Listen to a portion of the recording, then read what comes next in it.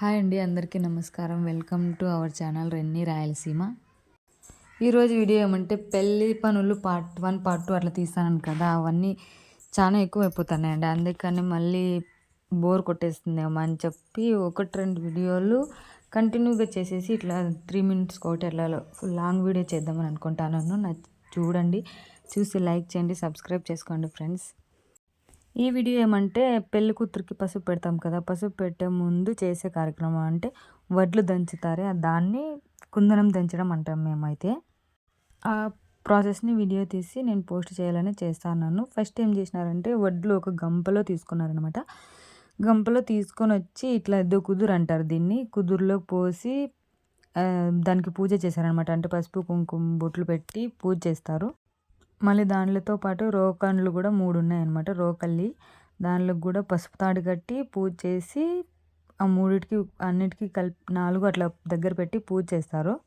పూజ చేసిన తర్వాత ఇద్దరు వీళ్ళు ఉన్నారు చూడండి, వీళ్ళు ఎవరంటే మా పిన్ని వాళ్ళు అనమాట. అంటే మా బాబాయ్ వాళ్ళ భార్యలు. వీళ్ళు ముగ్గురే ఇప్పుడు కుందనం దంచుతారనమాట. వీళ్ళకి ఏం చేస్తారంటే ఒక ప్లేట్లో అంటే బియ్యము, ఆకు వక్క, పసుపు తాడు, పూలు తీసుకొని మామూలుగా బియ్యం కడతాం కదా పుట్టినింటి వల్ల, అట్లా వీళ్ళకి బియ్యం కడతారనమాట. మేము ఒడిబాలు కట్టడం అని కూడా అంటారు. అట్లా ముగ్గురిని కూర్చోబెట్టి కడతారనమాట. వీళ్ళు ఏం చేసిన మేము అప్పుడు ఏమనుకున్నామంటే హల్దీ చేద్దాం అనుకున్నాం. అంటే టౌన్లో చేస్తారు కదా, ఇప్పుడు కొత్తగా ట్రెండ్లో ఉంది, అట్లా చేద్దామని మేము అనుకుని అందరూ ఎల్లో కలర్ శారీస్ అట్లా కట్టుకున్నాము. కానీ టైం లేకపోయేసరికి ఇంక ఇంట్లో వాళ్ళంతా అదంతా ఏమొద్దు అని చెప్పేసి మామూలుగా పల్లెటూరులో మా ఊర్లో ఎట్లా చేస్తామో అట్లనే చేస్తున్నాము. వీళ్ళు కుందనం దంచే వాళ్ళు ఉన్నారు కదా, వీళ్ళకేమంటే ఆ బియ్యం కట్టింటాం కదా, అవి కొంగులోనే ఉండాలన్నమాట. అట్లా కొంగులో కట్టుకొని దంచాలని చెప్తారు. ఈ దంచిన వడ్లు ఏం చేస్తారంటే మామూలుగా పెళ్లి కూతురు కూర్చొని పసుపు పెడతాం కదా, ఆ పీట కింద ఒక కమ్ముడు రగ్గు పరిచి ఆ రగ్గు మీద ఈ వడ్లన్నీ దంచిన వడ్లతో ఏదో ముగ్గేస్తారు. ఆ ముగ్గేసి దాని మీద పీట మీద పెళ్లి కూతురుని కూర్చోబెట్టి పసుపు పెడతాం అనమాట.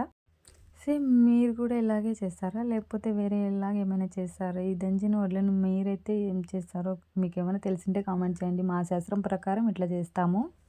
లాస్ట్కి అయితే అంటే పెళ్ళి అయిపోయిన కొన్ని రోజులకి ఈ వడ్లన్నీ తీసుకొని పోయి మేము చెరువులో పారేస్తామన్నమాట. మీరైతే ఏం చేస్తారో కామెంట్ చేయండి. వీళ్ళు ముగ్గురు ఇట్లా వడ్లు దంచుతున్నారు కదా, మా అత్తమ్మ కింద పడకుండా అంటే పైకి ఎత్తిపోసాదనమాట. వీళ్ళ వల్ల కాదని చెప్పేసి మా అక్క వచ్చింది. అంటే మా మేనమామ వాళ్ళ భార్య అనమాట. మా మేనమామ వాళ్ళ భార్య ప్లస్ మా అమ్మ వాళ్ళ చెల్లెల్ని ఇద్దరు కలిపి బాగా దంచేశారనమాట. అంటే వాళ్ళకి కొంచెం గట్టి మనుషులు అనమాట.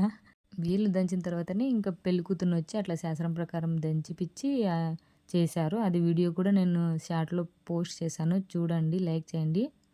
సరే బాయ్ ఫ్రెండ్స్, లైక్ చేయండి, సబ్స్క్రైబ్ చేయండి, మర్చిపోవద్దండి ఫ్రెండ్స్. Bye friends.